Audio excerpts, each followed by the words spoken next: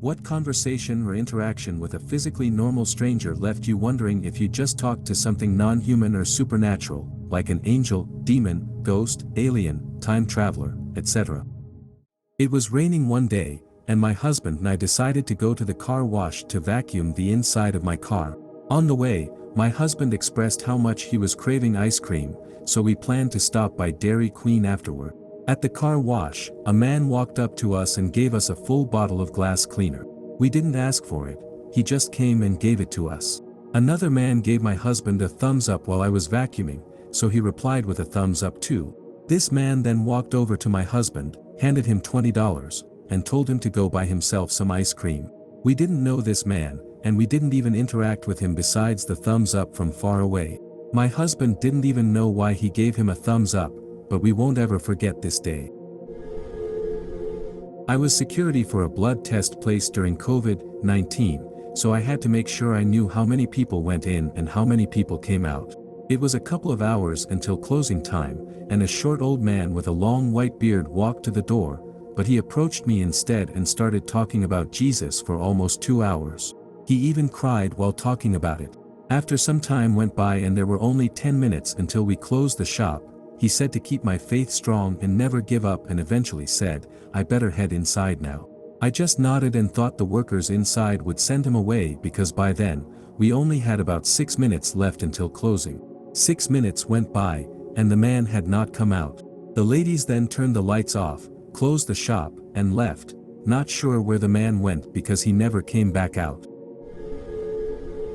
I had moved to a big city for the first time after my mom passed away to get away from memories, I suppose.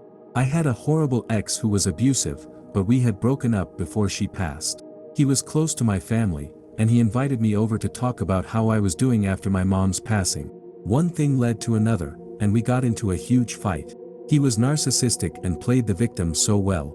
He physically beat me up badly, and I grabbed a console of his and hit him on the head, causing him to bleed a little. When the cops showed up, who did they arrest?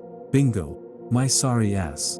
I had never been arrested in my life, and he had assault charges on him from me and his exes, but they arrested me because my bruises on my face weren't showing yet. They ended up showing up the next day in the holding cell, the ugliest bruises I ever saw on myself, being anemic like every girl usually is. Anyway, I stayed in holding for almost 2 days in my scrubs. I was with girls who were coming off drugs, sex workers, and people who stole. And me, in there for trying to defend myself. I got along with everyone since I'm normally nice and not judgmental.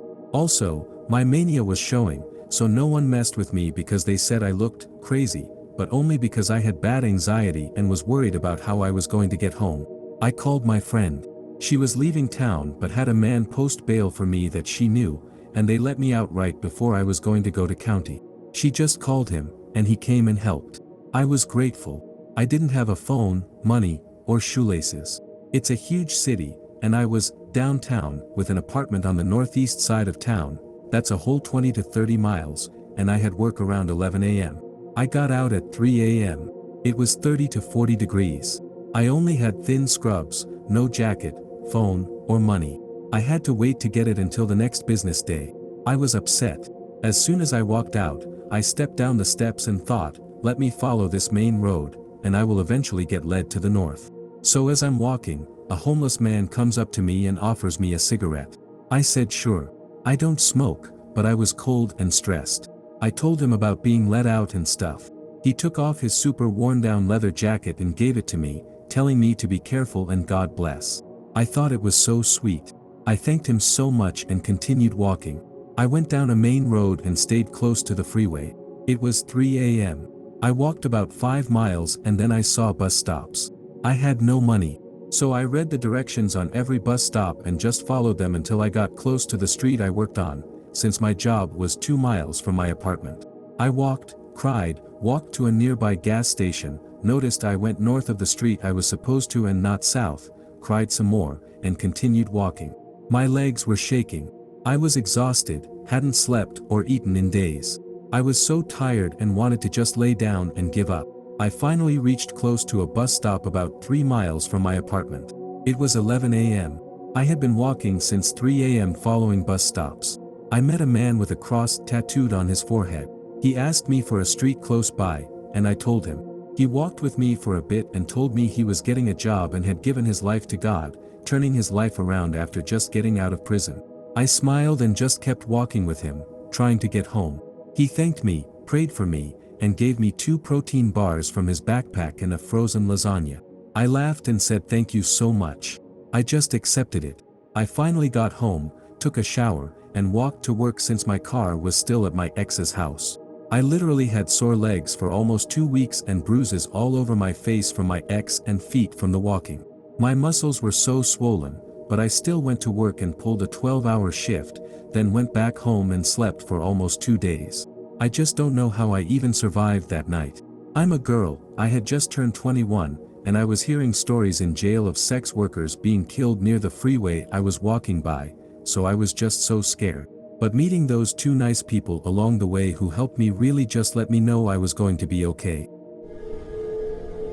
At the restaurant I used to work at, there was this elderly woman who came in every Sunday, right at 11 a.m. She ordered the same thing, always sat by herself, was mostly quiet, and always tipped the same amount. Her bill came out to about $11, and she always left $13.55. Anyway, she was on a first-name basis with most of us, and one weekend I got her in my section. She normally didn't talk much, but that day she kept asking me questions and making odd comments.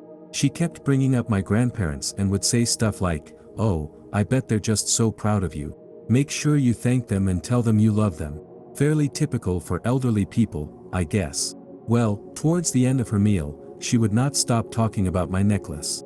It was a gold chain with a crucifix on it that my grandma got me when I was 14. She passed away shortly after that. You couldn't even really see it. I had a collared shirt with a tie on, so I guess she saw it when I bent over, but I pulled it out so she could get a good look. She grabbed it and yanked it towards her and told me that as long as I wear that, my grandma is still watching over me. I didn't really know what to say and just assumed she was feeling especially lonely that day, so I played along. She left, and I couldn't stop thinking about what she said. I worked a double that day and didn't head home until about 10 p.m. I stopped at a gas station to get a couple of things, and crazy enough, my total came out to $13.55. I laughed and paid with a $20 bill. The cashier then told me to wait a moment because she had to go get change. As I was waiting, maybe 30 seconds or so, someone got absolutely hit as they were pulling out of the parking lot by this huge lifted truck. We called 911 and checked on the drivers to make sure they were okay. Thankfully, the guy that got hit was in a Yukon. He was hurt badly but was taken to the hospital and survived. Now, if that was me, on the other hand, I probably would have been killed in my tiny Saturn, and I probably would have been pulling out at that exact time had the cashier not needed change. I know. All this could just be a coincidence, but wait, there's more. The next weekend, the woman didn't show up at the restaurant. We were all a little concerned but had no way of contacting her or her family. The next weekend, same thing. Then, on a random day, when I happened to be standing at the hostess station, a woman came in and told us that her mother had passed and she wanted to let us know since she knew she came in every week. We all gave our condolences, and she noticed my name tag and said, "Oh, she told me about you. She said to tell you to always wear your cross." I'm not super religious or anything, but my grandmother was. So I don't know what to really call the lady, guardian angel or what have you, but it always felt like more than just a chance encounter. I still wear the necklace every day, nearly 20 years after my grandmother gave it to me. Superstition? Maybe. All I know is that there have been a few days I forgot to put it on. I take it off when I get into bed, and those days were miserable. It just seems like everything goes wrong if I don't have it on. So yeah, call it whatever you want, but I still think about what that lady told me all the time. This story is hard to explain, but I still get shivers when I think of it. He was a customer I was helping out. Honestly, there was nothing that really stood out with him. He was handsome, but in a normal way. He dressed normally, talked normally, was blandly friendly, as you are with strangers. Just a normal upper middle class type guy. The only thing that really stood out was his blue eyes. Not in a goofy supernatural type way, he just had very, very blue eyes. But for some reason, he made every hair on my neck stand on end. Alarm bells were going off in my head like crazy. All I wanted to do was hide. I have never felt this way, before or since. Even when I was followed home by someone, I have never felt such gut deep, "You are in danger," as I did with this guy. After ringing him through, he reached out to shake my hand. This is not common at all here, but out of politeness, I took it and shook. And I instantly got so nauseous I almost gagged. The moment I got nauseous, he just held my hand and smiled, and something in that smile made me absolutely sure he knew what I was feeling and he enjoyed it. I'm not religious in any way, but I remember thinking in that moment, "Oh fuck, is this the devil?" After he left, I was still so sick feeling I had to go to the back and sit down. I'm not sure if he was a serial killer or what, but to this day I have never experienced something even close to that encounter. I absolutely felt bone-deep certainty that I was in some sort of danger. I felt every bit the prey. It's a hard story to explain because it's all based on feelings, so I haven't told that many people about it. But to this day, it is absolutely one of the scariest and weirdest things I have experienced. In the most improbable of settings, I'm sitting at the symphony listening to a wonderful concert with my guy, and this couple takes the two empty seats next to him, pretty much center seats. A few minutes pass, and I start to feel something weird, and it's coming from their direction. So I look across my guy and sneak a peek. Right away, I can tell something is wrong. They do not look right. They are both too big, and I do not mean fat. They both are equally too large. Hands, limbs, everything looks like they have been symmetrically pumped up and enlarged a few inches with a tire inflator. I look away because I think I am seeing things and try to pay attention to the music. Then comes the smell. And that is even worse. They do not smell human. At all. It is something else, and it feels like both a smell and a force or sensation. It is kind of electrical but not really. Now I am getting alarmed and look at my guy for reassurance. That is when the hair on my neck stands up because he is clearly just as alarmed. He sees the look on my face and says very quietly, "What the hell is next to me?" I am like, "I do not know." He says, "Can you smell that?" I nod. Then he says, "They do not smell human," and I am now pretty much freaking out. In the middle of the symphony, we are both getting more and more uncomfortable, not able to sit still because of whatever the hell is right there, and he says, "I think we might need to leave, I cannot take this," and I have to agree with him. We do not even know what it is that we cannot take, but being next to these things felt terrible. The few times I do try to look over at them again to see if I am somehow mistaken. No. They are too large, they are emitting this bizarro force field sensation of their own, and they do not even smell right. And what are they doing at a classical music concert? It is too much. So we are getting ready to move seats or leave entirely, and suddenly it is intermission. The things get up and leave. We are sitting there paralyzed. Once they are gone, the sensation of intense discomfort goes too, so does the smell and the feeling of disturbance and force field. Even stranger, we cannot seem to talk about it. All we could say is that at that moment we felt better. When I was in my teens, I attended an event where I was more or less unsupervised. I was hanging out in the venue, waiting for the event to start. There was a pretty good-sized crowd, a couple of thousand people, most of them in small groups. As I was waiting, people watching, I noticed this guy walking around in the crowd. No one was really looking at him, but they were getting out of his way as he walked, instead of the other way around. And as I was noticing this and thinking how odd it was, suddenly he looked over at me. Then he came over, with the crowd parting around him, but not paying any attention to him, and talked to me for a bit. Here's where it gets really strange. I don't really know what we talked about, and I don't really know what he looked like. I remember he was male, taller than me, no great feet, and I think he had dark hair, kind of longish. I think I specifically remember his hair because I was actively trying to remember something about him, so I was concentrating on what his hair looked like, to see if I even could remember it. And I think he noticed somehow, because in the middle of our conversation, he said something like, "Don't do that." Not in a menacing way, but just as a casual, "You're being rude" comment. And I think we may have gone somewhere briefly, because I have a vague sense of being somewhere away from the crowd, although I don't know where, and I don't remember going anywhere with him or coming back. There's no big payoff to this story. At some point, I was just alone again. I went to the event, had a good time, and at some point after I was home, I noticed I had a pretty good-sized scratch on my arm. It didn't look like something you'd get scraping up against a nail or playing with a dog. It looked more like an incision, not long, fairly deep. It didn't hurt unless I noticed it, and it was hard to notice it. I feel like it must have healed pretty quickly, or else I just didn't notice it healing. I had a scar for a few years, but not anymore. In my mind, the man and the scratch are linked, but I don't actually know if they are or what any of that was really about, but I've always kind of low-key wondered if I met a vampire that night.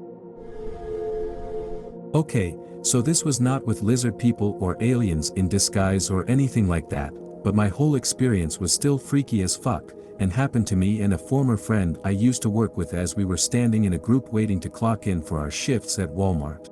So, my friend is already at the clock, and I walk up with my lunch bag. There are about 5 other people there already, including a coworker from my department.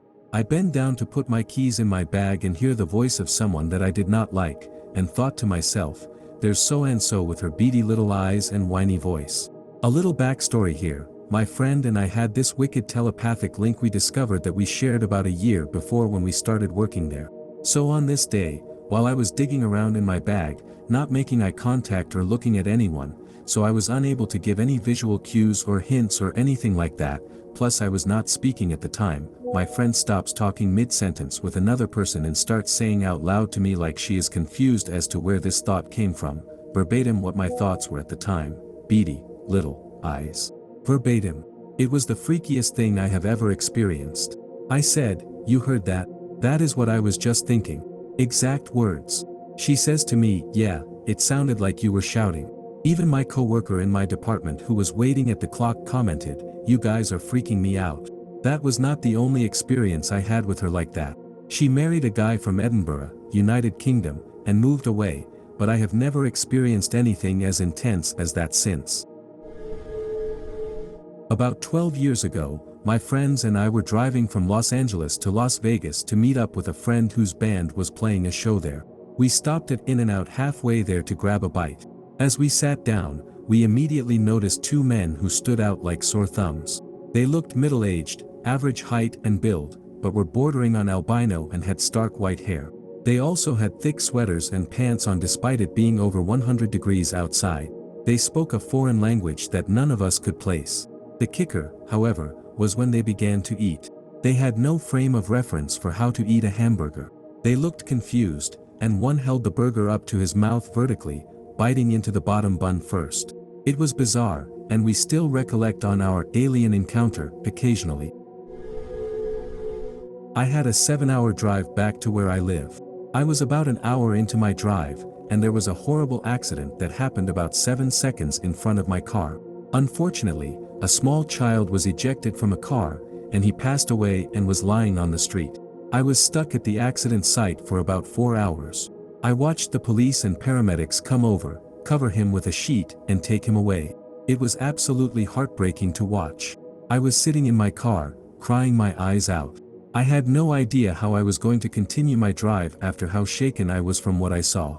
And I could not believe that a matter of seconds could have saved my life from this accident. There were lots of people around because traffic was stopped for so long.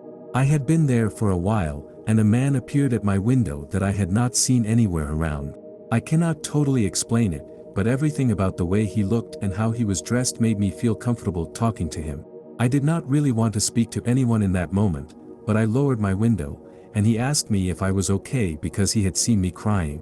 I spoke to him for a long time.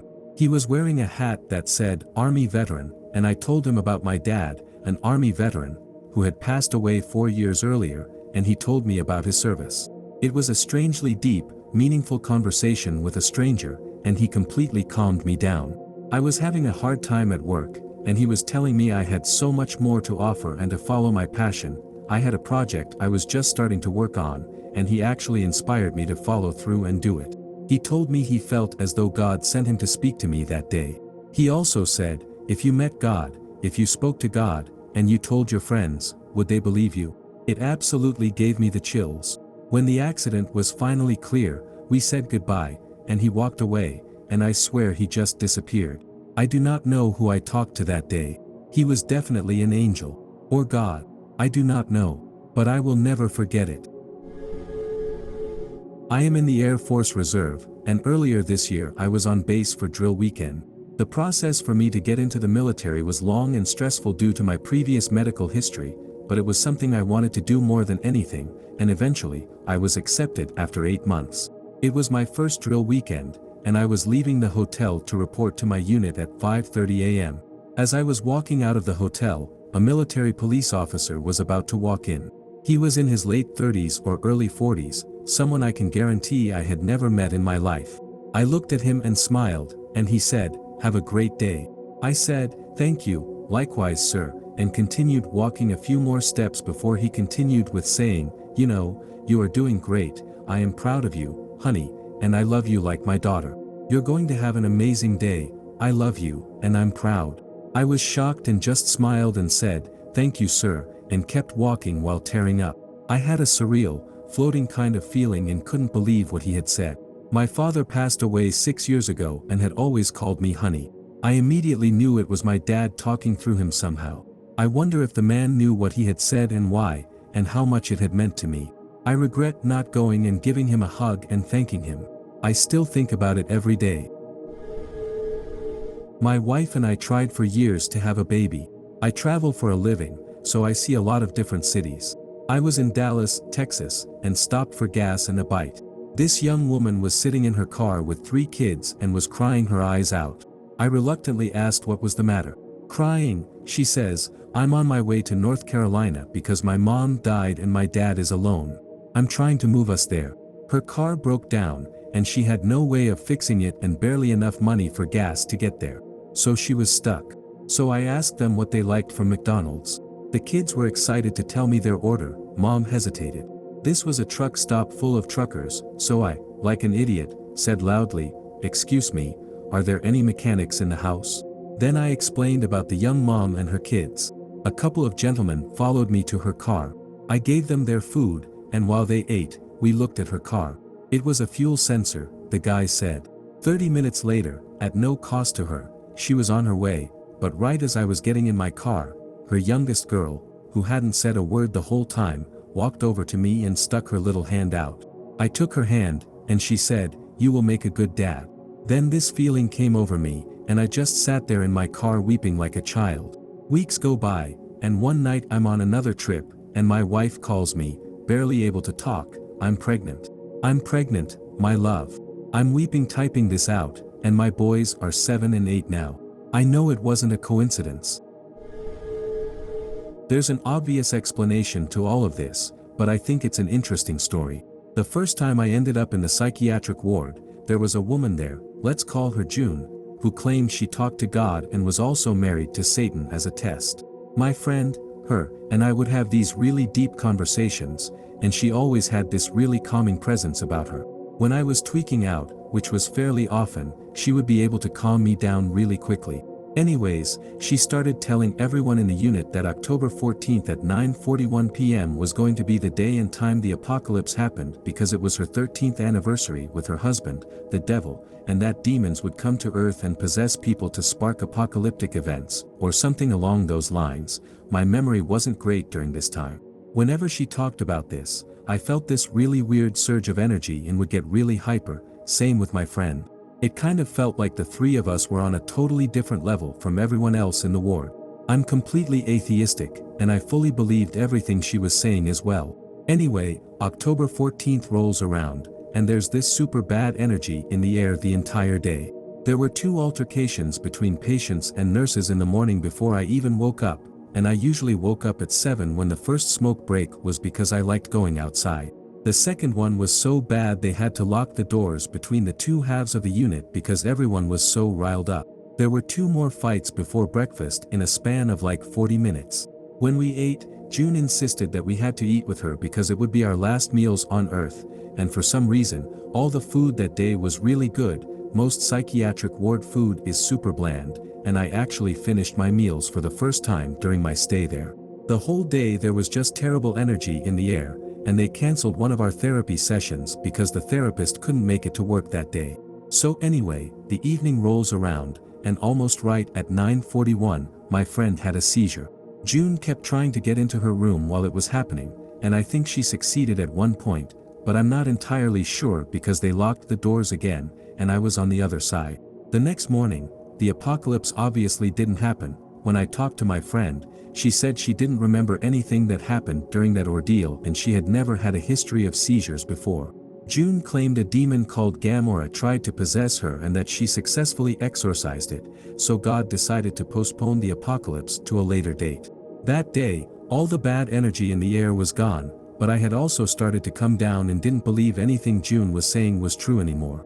The next day was actually pretty peaceful too. There were no fights, which was super rare because there was a lot of drama there. I think it all was just an insane coincidence, and June telling everyone the apocalypse would happen probably manifested a lot of bad energy. We were all in the ward for various good reasons, but it's an interesting event to think back upon. I was 5 years old, my brother was 3. My family decided to take a day trip to Gettysburg, Pennsylvania. Dad is a Civil War enthusiast, and he was excited to see a spot there called Devil's Den, where there had been a high number of soldiers killed in that battle, one of the bloodiest in that war. I remember it was August, it was hot and humid that day. I remember walking with my parents up this hill when my parents were approached by this one guy dressed in a full-fledged Union uniform. I think I remember wondering why he was dressed that way when it was so hot. I genuinely thought he was a tour guide because they make the tour guides dress that way, or did when I went then. I don't remember the conversation between him and my parents. I think I just shrugged it off as adult talk. We got up to the top of this hill, a rocky cliff. This is important later, where he was pointing out stuff to my parents, but mostly my dad. There was only one way off and on this hill, and that was the path we just took. I remember starting to get bored when he pointed something out for my brother and me to look at. I remember walking up to the edge and looking down, seeing nothing. When I turned around to tell him so, he wasn't there. Like, at all. Just vanished. My parents, brother, and I walked all the way down that hill looking for him, but didn't see him. Some things I found out later from my dad when I was older. He greeted my dad by his first name, which spooked him because he'd never seen that guy before in his life. He told my dad he was from a town not far from Gettysburg and pointed out various towns to him on that hill. Later found out all those towns were destroyed in the Civil War. The park didn't make any tour guides wear the uniforms because it was too hot that day. Dad said he even noticed the guy wasn't sweating. I used to live in a very old house in the hills of western Maryland. It only had windows in the front and back of the house, not on the sides, and when I asked, it was explained that houses were built this way back then so the slaves walking between the houses couldn't look in. We were renting from a friend of the family who owned the place, and before we moved in, we were warned that the house was special, and that we should be prepared for that, though no explanation was given as to what special meant. I came to find out that the house was, I won't say haunted, more like enchanted. Weird things happened there a lot. The weirdest by far happened a couple of months before I moved away. Across the street was an open field that quickly turned into foothills and maybe 300 yards further on became a tall ridge of mountain. There was some kind of antenna on top of the ridge, and it had a light that was always on at night. No blinking, just a steady white light all the time. One evening I went out to use the bathroom, yeah, it had an outhouse, and happened to notice that the light on the ridge was off. I walked down the driveway a bit because I thought maybe there was a tree blocking it from this angle or something, but I was stopped dead in my tracks. Suddenly the entire sky behind the ridge lit up. It was like someone had turned on extremely bright floodlights and they were reflecting off of snow to an overcast sky or something, but there was no snow on the ground and it was not even slightly overcast. It was eerily quiet, even more than normal. Well, now I was really damned curious, so I continued walking down the driveway to see if I could get a better angle on it, only to see a guy come around the curve of the street from the left and approach me in a quick walk. This is a fairly remote neighborhood. There are 2 other inhabited houses on the street.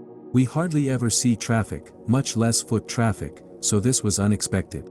As he got close enough, he said, "You don't want to go over there," in a cautioning tone.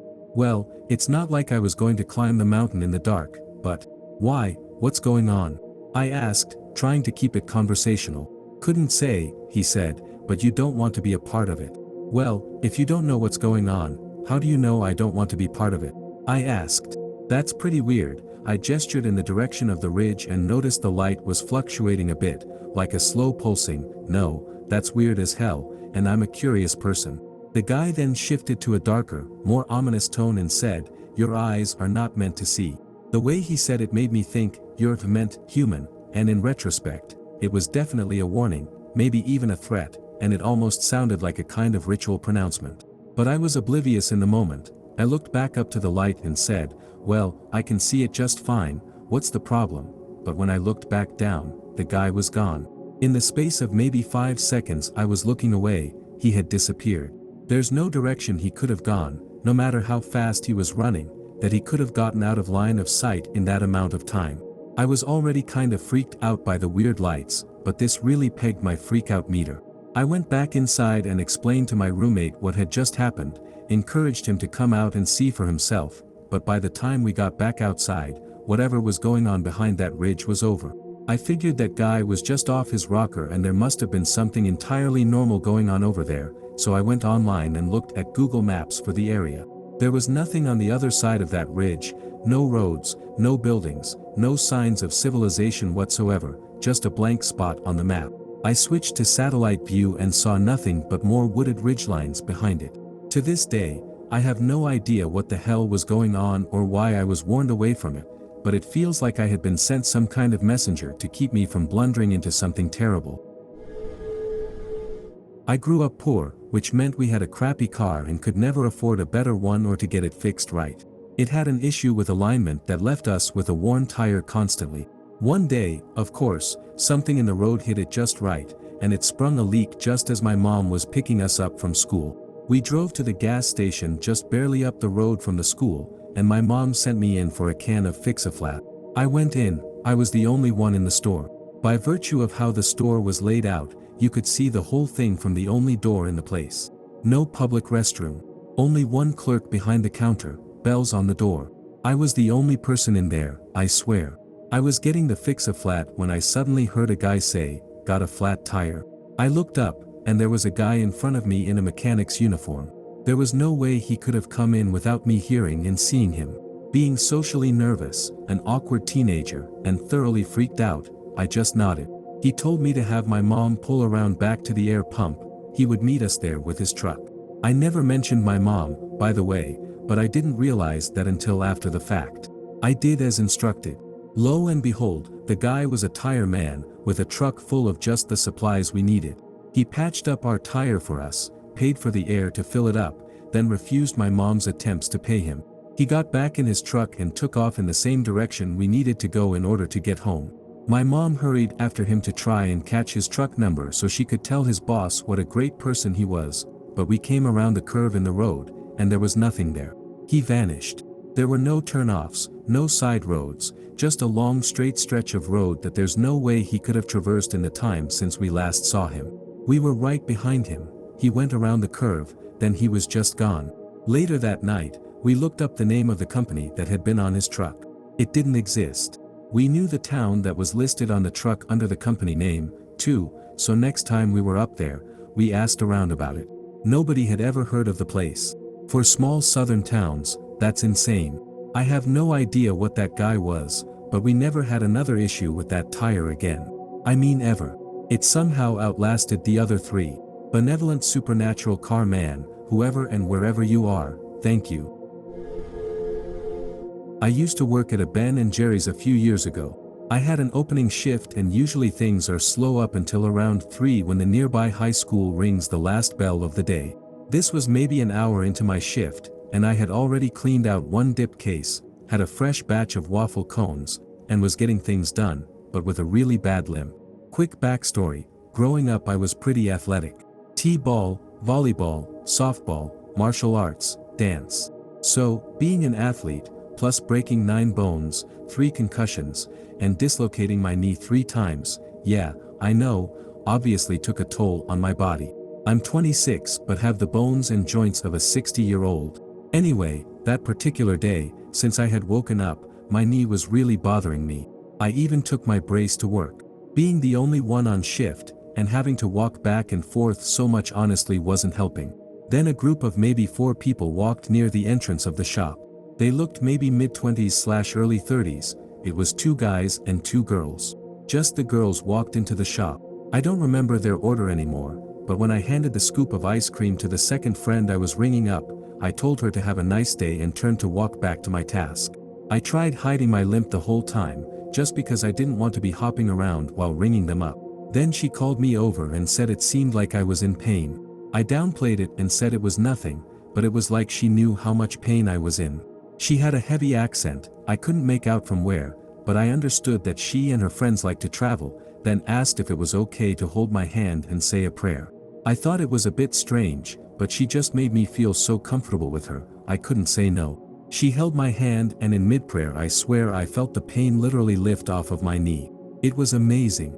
I asked her name and she gave it to me, and now for the life of me I cannot remember it. I think it started with an M but I don't know. This was like in 2015 to 2017, but since that day, my knee has never bothered me again. I'll never forget her. Moved into a new apartment complex last year, and I am positive one of our neighboring couples are aliens. Both seem to be in their 40s. The husband is nice, but it seems very fake nice, not like snobby or anything but genuinely trying to put on a show. When I say hi to him, he always slowly raises his hand, stares, and then after a few moments gives me a very weird hi there. He is also constantly working outside of his garage area on man stuff, but none of his projects or purchases ever see the light of day. It is like it is all a show. The wife is even more bizarre. Unlike her husband, anytime I say hi to her, she stares at me and kind of follows me with her eyes and does not say anything. She will stand in the apartment entrance, and if I pull my car in, she just stares and does not move until my car is weirdly close to her. The wife's weirdest trait. I have never seen her wear shoes, but I have never seen her feet. She wears socks all year. I have on 2 occasions caught her outside in the pouring rain doing things with only socks on her feet, takes walks with socks, plays with her kids in only socks. Everything this couple does seems like stuff straight out of a Men in Black movie. I was in the Kroger parking lot loading groceries in the back of my car when I heard a voice behind me say, "I miss my mother." I turned around, and there was a woman standing there. She just looked odd. I couldn't tell if she was old or young. Her hair was in a bob with bangs. She was wearing a yellow sweater with mismatched stitching. It was almost as if a child drew a picture of a woman and it came to life. "Excuse me," I said. "My mother died. I miss her," the woman replied. "I'm so sorry," I said. She then asked if I could give her some money. I told her yes and gave her a couple of bucks from my wallet. She said thank you as I was putting a bag in my car. I said, "You're welcome," as I turned back to her, and she was gone. I looked all around, and there was no sign of her. In less than 2 seconds, she had completely vanished. There's this one guy in my town who walks around a lot, to the point of being somewhat of a local icon, with people taking pictures of him. He's a man shrouded in mystery. He is tall and lanky, with tan skin, dark John Lennon-style glasses, a gray ponytail, and always wearing very old, worn-out khakis, and a polo topped with a beige jacket. Almost nothing about him can be deciphered. His age is extremely ambiguous, and he's looked the same for a long time. His ethnicity is very hard to figure out, and the closest thing I can say is that he looks vaguely Native American, but even that's a stretch. His home address is unknown as he can be seen walking all over the town. And most importantly, nobody knows his name. He definitely has some mental conditions, though. Sometimes when he walked, he would suddenly pause at random intervals and look around for no reason. One time when I passed him up close, he was muttering something under his breath to himself. He also walked in a way that put weight on one side of his body. I sometimes like to think that he's a non-human creature in the form of a human. This is a story of my dad's from a few years ago. I don't really remember all the details, but I'll try to think of everything I can. So basically, there's a small convenience store in our town that my dad frequents. One day, there was a new cashier, and as my dad was leaving, the cashier asked him, "No trail mix today?" It was weird because my dad had never really liked trail mix. The same thing happened with the same dude a different time, but after that, my dad never saw that cashier again and forgot about it. A few months later, my dad started buying trail mix from the convenience store to take to work for lunch. After about a year and a half or so, my dad was getting kind of sick of trail mix, so he decided not to buy it. Then one of the cashiers asked him, "No trail mix today?"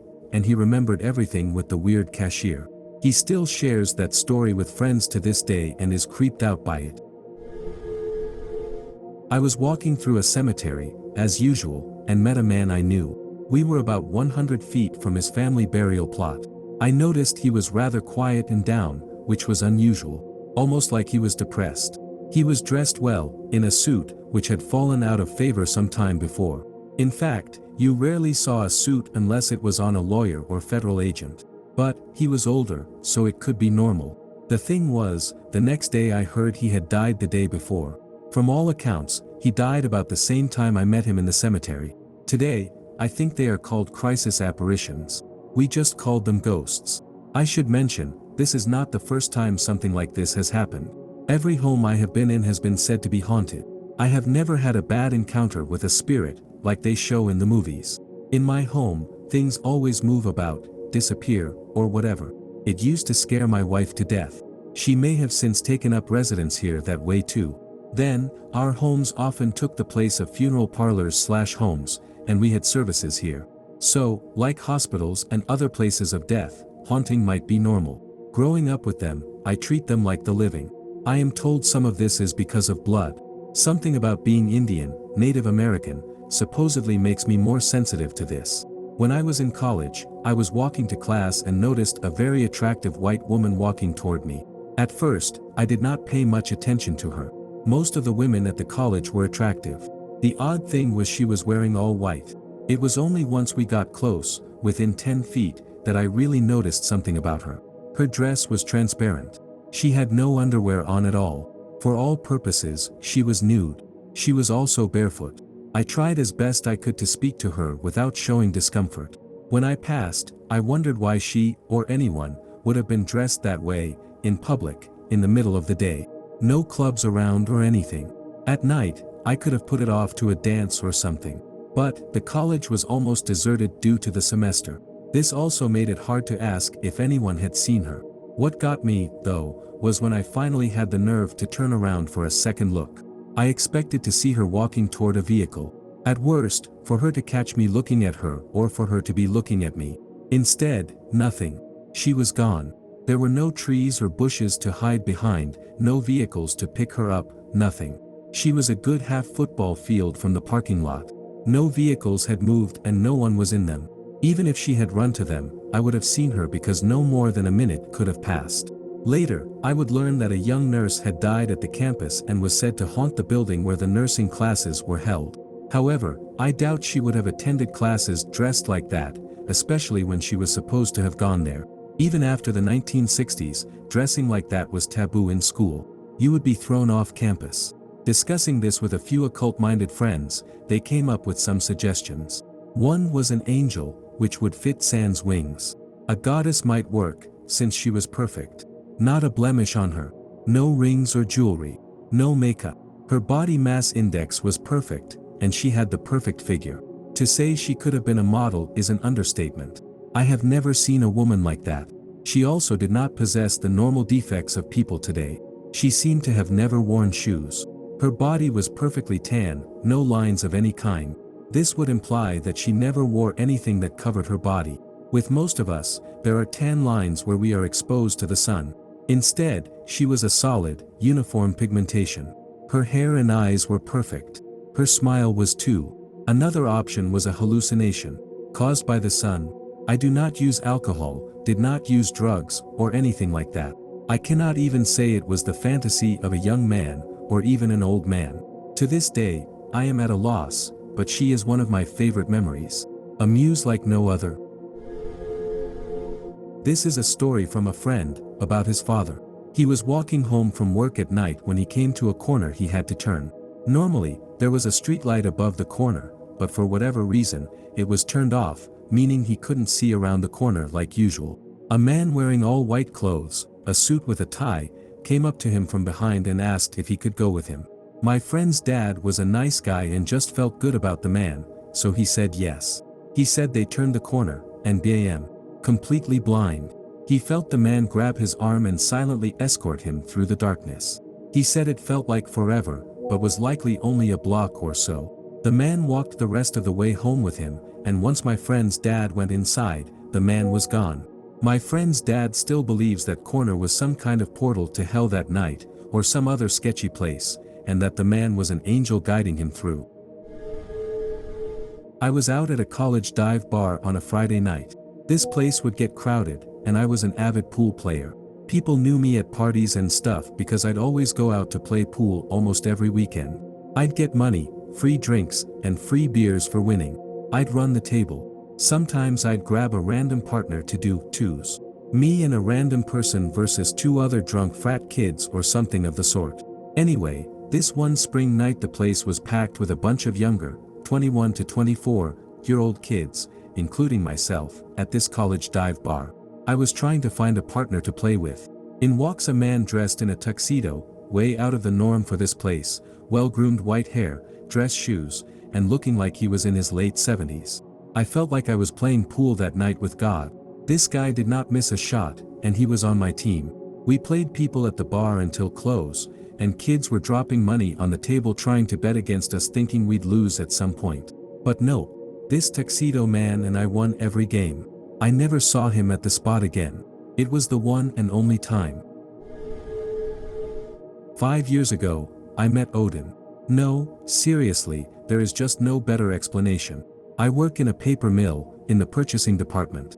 I was sent to Sweden to buy some specialized reel-writing lathes and other equipment from a mill in Grixbo. 2 engineers and I arrived at the gate, but the guys there were very busy. We loitered a bit, and after a while, they sent their junior machinist to deal with us. Out comes a guy whom you would not accuse of looking like a professional machinist. Tall but skinny, long hair, scraggy beard, and a goddamn eye patch. He had this strange life-worn face that could be 25 or 55 years old. Add to that a hippie linen shirt and some torn jeans. If not for the hard hat and a tool belt, he would look like a malnourished pirate turned hippie.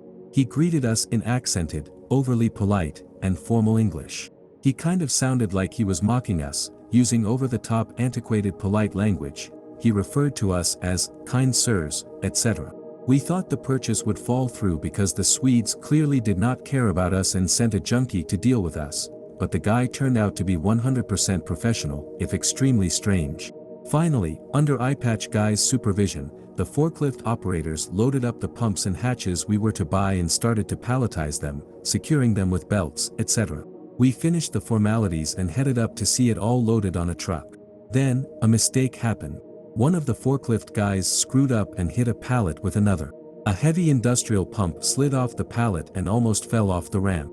The warehouse guys panicked and pulled at it to align it back, to no avail. Our Swedish Cotton Eye Joe casually pushed past them, grabbed the edge of the pump, which is like 350 kilograms, and with an effortless tug, pulled it back on the pallet. The guy weighed as much as a wet mop, and his bicep was thinner than my finger, yet he effortlessly pulled more weight than strongman competitors manage. We stared in disbelief, and the Swedes laughed. Apparently, he does that kind of thing all the time to amuse them. We packed up and left. A year later, we visited Grixbo again, but the guy no longer worked there. Apparently, one day he just quit and left. Nobody knows what happened to him. Despite being friends with him for a few years, the other Swedes knew nothing about him, about his family, history, where he lived, whatever. To make it stranger, the guy did not even drive, so as far as they know, he must have just quit the job and hiked all the way to wherever he went. A while after that, I read American Gods, and it kind of clicked. If there are pagan gods among us, he was definitely one. I'm deaf in my left ear. I stopped at Walmart one morning, the sun wasn't up, and I wasn't paying attention. What sounded like a gust of wind entered my left ear, and it felt like it opened. A voice very desperately said into my ear, "Turn around." I turned around, and there was a man following me at arm's length. When I saw him, he began stammering and falling all over himself. He finally sputtered out, "Do you have a cigarette?" I didn't say anything as I was totally shocked. Without explanation, he turned and ran away. I didn't see an entity, it spoke to me. My friend and I were waiting in line at a boba tea place in early 2019. It was crowded, and a guy walked in with a full-sized shopping cart from the grocery store around the block. In the cart were several largish pre-packed party trays. Cheese and crackers, crudité, things like that. The guy himself seemed totally normal. He was youngish, maybe 30, dressed casually but well, and he sort of gave the "what's up" head nod to the cashier and they acknowledged him in a similar way. I assumed they recognized him. I had never seen anyone with a cart full of party snacks just out and about, but I thought maybe he was delivering or picking up on foot for GoPuff or Postmates or something. After I looked away, he sort of backed up into me a bit, and I went, "Oh, I'm sorry," and stepped out of his way. He looked me in the eye, smiled, and in the most genuinely reassuring voice I've ever heard, he said, "Honey, don't worry about other people, think about yourself. You don't need to apologize all the time." My friend turned around and kind of jokingly goes, "Girl, he must know you," referring to my habit of instantly reacting to any situation like this with an apology, and he smiled at her and cheerfully said, "I do." He waited in line next to me, close to me but not really by choice. His cart took up most of the space not occupied by other customers, and he didn't say anything else. I assumed this odd interaction was over. I got zero weirdo vibes from him, which is weird, since I almost always have some discomfort from any strange man standing that close to me. But even though we were practically touching, he didn't loom, didn't seem to want to invade my space intentionally, but also didn't seem to mind having no personal space for himself. It was like he was just casually and comfortably standing next to an old friend, and I felt uncharacteristically at ease. As my friend reached the counter and began to place her order, the man stepped out and away to my side. I instinctively turned toward him. He then pushed his cart away a little bit and in one fluid motion got down on his hands, did a push-up, kissed my foot, and jumped up. Like he did one single burpee. When he stood back up, he smiled this really friendly smile and said calmly and cheerfully, "I love you." He looked over at the cashier, said it again the exact same way, and stepped back toward his cart. I turned toward the counter, very confused.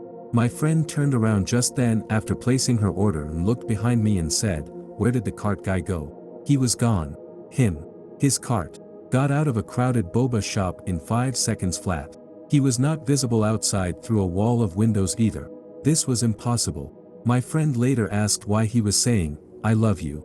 That was all she had experienced of that situation. I told her what had happened while she was placing her order, and she was shocked. She almost didn't believe me, but the couple next to us waiting for their order confirmed my story to her, and me, to be honest.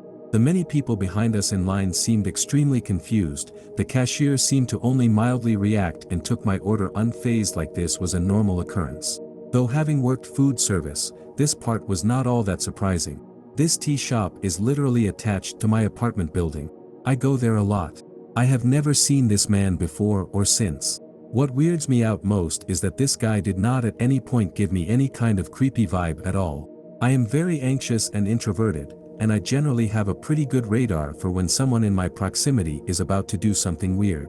I do not usually have a neutral emotional reaction to interactions of any kind with strangers, especially strange men being overly familiar with me, but this guy did not register to my intuition as any kind of threat or creep. He kissed my foot in a crowded shop in broad daylight, but he didn't linger on it.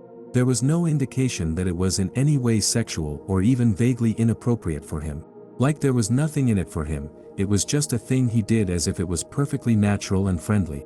It was carried out like a polite handshake in the space of a few seconds. He just walked in, bumped into me, read a major personality flaw from an offhanded apology, waited in line with me for absolutely nothing, delivered absolutely nothing from his cart, kissed my foot like I was some weird boba queen, professed his love to me and the cashier, and vanished without a trace. Who was that guy? Why was his bizarrely nurturing, familiar energy and socially inappropriate behavior not extremely alarming to me? How did he know I apologize all the time? What the F?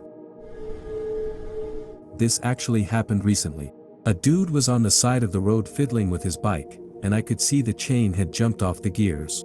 I know a decent bit of bike maintenance, and recently I had been feeling guilty for passing people stranded on the road. So I stopped. The dude was clearly on some uppers and not totally in a good state of mind, but very polite and thankful as I examined the situation. I saw it wasn't a simple chain off as the chain was all twisted in the wheel. I needed a few tools. Fine, my place was down the block. We started walking there, and this guy was just tweak talking. Anybody familiar with uppers knows the random, rambling, high energy I'm talking about. But the subject matter was heavy.